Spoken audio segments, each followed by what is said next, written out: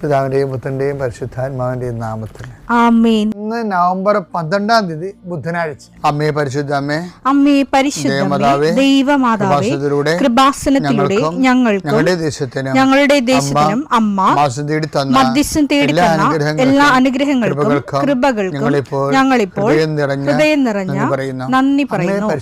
അമ്മേ പരിശുദ്ധമ്മേ ദൈവമാതാവേ, 2004 ഡിസംബർ 7 ഉച്ചകഴിഞ്ഞ് 2:30 കൃപാസനത്തിൽ സംഭവിച്ച അമ്മയുടെ പ്രത്യക്ഷപ്പെടലിനെക്കുറിച്ച് തിരുസഭയ്ക്ക് സമർപ്പിച്ചിരിക്കുന്ന പഠനരേഖകളുടെ മേൽ സഭാത്മകമായ പഠനം ആരംഭിക്കുവാൻ ഞങ്ങൾ പ്രാർത്ഥിക്കുന്നു.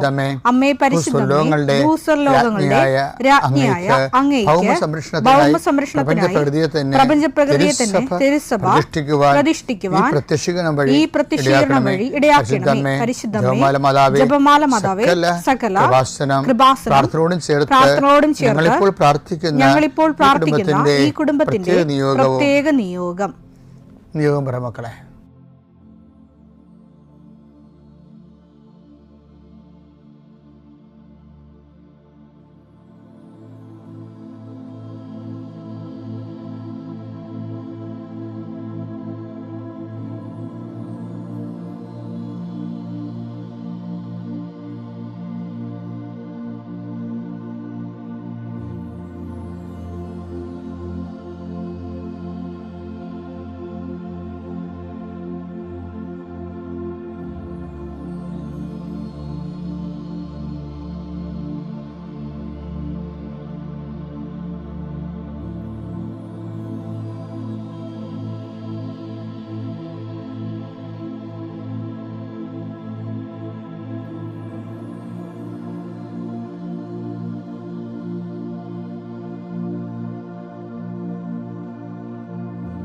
അമ്മയുടെ പ്രത്യക്ഷീകരണത്തിന്റെ ഈ അനുഗ്രഹവേളയിൽ ഞങ്ങൾക്ക് സാധിച്ചു തരുവാൻ കനിയണമേ.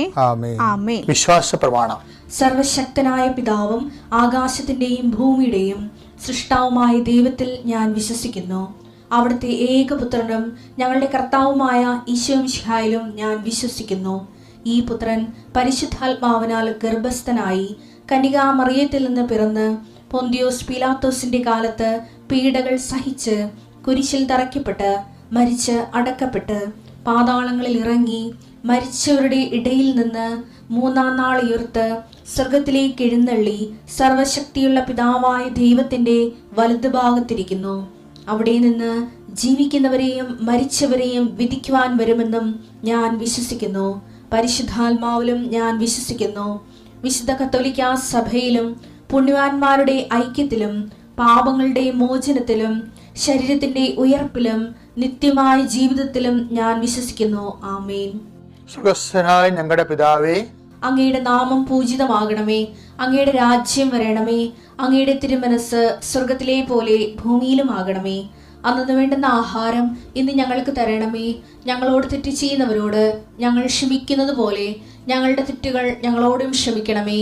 ഞങ്ങളെ പ്രലോഭനത്തിൽ ഉൾപ്പെടുത്തരുതേ, തിന്മയിൽ ഞങ്ങൾ രക്ഷിക്കണമേ. ആമേൻ. നന്മ നിറഞ്ഞ മറിയമേ, സ്വസ്തി. കർത്താവ് അങ്ങയുടെ കൂടെ സ്ത്രീകളിൽ അങ്ങ് അനുഗ്രഹിക്കപ്പെട്ടവളാകുന്നു.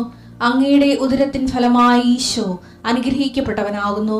പരിശുദ്ധ മറിയമേ, തമ്പുരാന്റെ അമ്മേ, പാപികളായ ഞങ്ങൾക്ക് വേണ്ടി ഇപ്പോഴും ഞങ്ങളുടെ മരണസമയത്തും തമ്പുരാനോട് അപേക്ഷിക്കണമേ. ആമേൻ. കർത്താവേ, നിന്റെ ഉന്നതമായ നാമത്തിന് സ്തോത്രം ചെയ്യുന്നു. കർത്താവേ, നിന്റെ വിശുദ്ധ പൗരോഹിത്യത്തെ മഹത്വപ്പെടുത്തണമേ. കർത്താവെ, സഭയിലുള്ള സാന്നിധ്യം പ്രകടമാക്കണമേ. 39 വർഷം ഞാൻ അർപ്പിച്ച കൃപാന്റെ യുഗതിയാൽ കൃപാസ്ഥാനത്താരെ ജീവനോടെ പ്രത്യക്ഷപ്പെട്ട പരിശുദ്ധ അമ്മയുടെ മാധ്യസ്ഥത്താൽ പിതാവിൻ്റെയും പുത്രൻ്റെയും പരിശുദ്ധാത്മാവിൻ്റെ നാമത്തിൽ ഞാൻ നിങ്ങളെ ആശീർവദിക്കുന്നു. ഇന്ന് നിങ്ങൾ കടന്നു പോകുന്ന വിഷയങ്ങൾ, ഇന്ന് ചെയ്തു തീർക്കേണ്ട ഉത്തരവാദിത്തങ്ങളുടെ മേൽ കർത്താവ് ഏറ്റെടുക്കട്ടെ എന്ന് പ്രാർത്ഥിക്കുന്നു. വിദ്യാർത്ഥികളെന്ന രീതിയിലും ജോലിക്കാരെന്ന രീതിയിലും മറ്റു മാനുവൽ ലേബേഴ്സ് ചെയ്യുന്ന എല്ലാവർക്കും, കൂലിവേലകളെല്ലാം ചെയ്യുന്ന ആൾക്കാർക്കും അവരുടെ മേലെല്ലാം രോഗമായിട്ടും പ്രയാസമായിട്ടും പണിപ്പാട്ടിൽ പ്രശ്നങ്ങളൊക്കെ ആയിട്ട് ജീവിക്കുന്നവരുണ്ട്. അവിടെ മനസ്സെല്ലാം മാറ്റി പ്രതിയോഗികൾ നിന്നിൽ ആശ്രയിക്കുന്നവനെ ജീവിച്ചു പോകാനുള്ള സാഹചര്യം ഉണ്ടാകാൻ ഇടയാക്കണമെന്ന് പ്രാർത്ഥിക്കുന്നു. കടമ്പകൾ കടന്നിട്ട് വേണം പല ഫയലുകളും ഒപ്പിടാനും പല വിഷയങ്ങൾക്കും തീർപ്പാക്കാനും. അങ്ങനെ കടമ്പകൾ കടന്നു പോകാൻ അശക്തമായിട്ടുള്ള എല്ലാ മേഖലകളെയും കർത്താവ് ഏറ്റെടുക്കട്ടെ. ഇന്ന് നിന്നെ ഭയപ്പെടുത്തുകയും ആകുലപ്പെടുത്തുകയും വേഗപ്പെടുത്തുകയും സങ്കടപ്പെടുത്തുകയും ചെയ്യുന്ന വിഷയങ്ങൾ, വ്യക്തികൾ, വഴികൾ, സംരംഭങ്ങൾ, മീറ്റിങ്ങുകൾ, സമ്മേളനങ്ങൾ, മറുപടി പറയേണ്ട അവസ്ഥകൾ വന്നിരിക്കുന്ന വിഷയങ്ങൾ ഇതിലെല്ലാം കർത്താവ് നിന്നെ സന്ധിക്കുകയും സമാധാനപ്പെടുത്തുകയും ചെയ്യട്ടെ. രോഗപീഠകൾ വലയുന്നവരെ അവരുടെ ശരീരത്തിന് വിവിധ ഭാഗങ്ങളിൽ കൈകൾ വെച്ചുകൊണ്ട് പ്രാർത്ഥിക്കുക.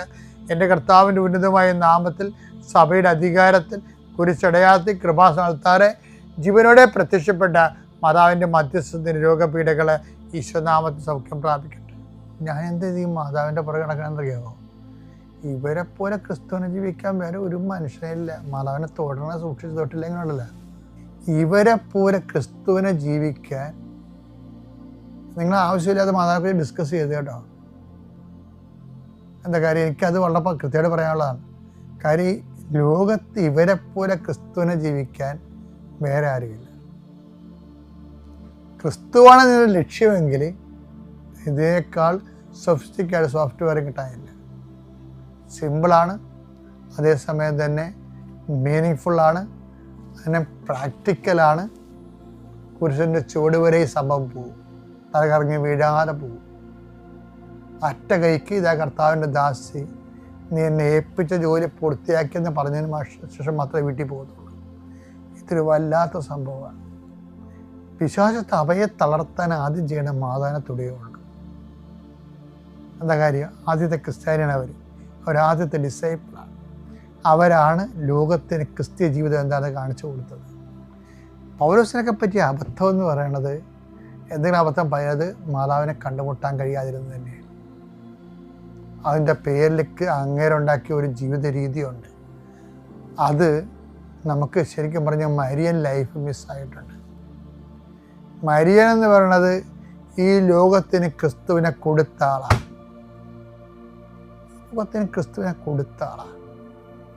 ക്രിസ്തുവിനെ കൊടുക്കുക മാത്രമല്ല, രക്ഷയുടെ വഴികളിൽ കൂടെ നടന്ന ആളാണ്. രക്ഷയുടെ വഴികളിൽ കൂടെ നടന്ന ആളാണ്. നമ്മൾ സകരക്ഷയ്ക്കൊന്നും പറയണതിൻ്റെ ആവശ്യമൊന്നുമില്ല. കാര്യം വെച്ചാൽ അതല്ലല്ലോ. അത് ആദിമസഭ എന്താ അനുഭവിച്ചത് പത്രോസ് പറയും, മറ്റൊരുവൻ രക്ഷയില്ല. കാര്യം രക്ഷയ്ക്ക് വേണ്ടി ക്രൂശിക്കപ്പെട്ടത് കർത്താവ് മാത്രമാണ്. ദൈവം അവൻ്റെ പേരിലാണ് പ്രസാദിച്ചത്, അവൻ്റെ നാമത്തിലാണ് കൃപ. അപ്പോൾ സർവകൃപാവരങ്ങളും രക്ഷകൻ മധ്യസ്ഥ ഈശോ തന്നെയാണ്. പക്ഷേ അതിൻ്റെ പേരിൽ മാതാവിനെ തൊഴാൻ, മാതാവിനെ നിഴൽ നിർത്താൻ ആരും നോക്കരുത്. നോക്കിയാൽ യു വിൽ മിസ് ജീസസ്.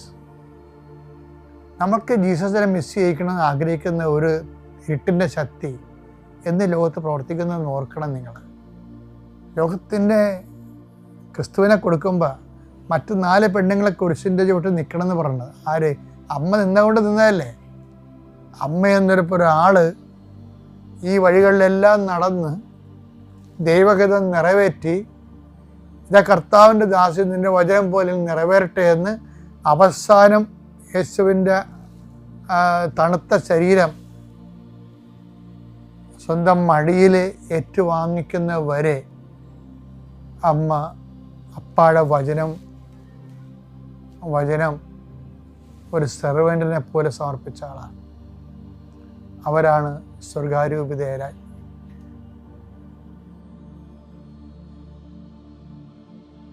ക്രിസ്തുവിൻ്റെ ആദ്യ മധ്യസ്ഥം അമ്മ ഒരു സ്ഥലത്ത് കൊണ്ട് ഒപ്പിട്ടാൽ പിന്നെ ക്രിസ്തു ഈശോ ആ ഒപ്പിൻ്റെ പുറത്ത്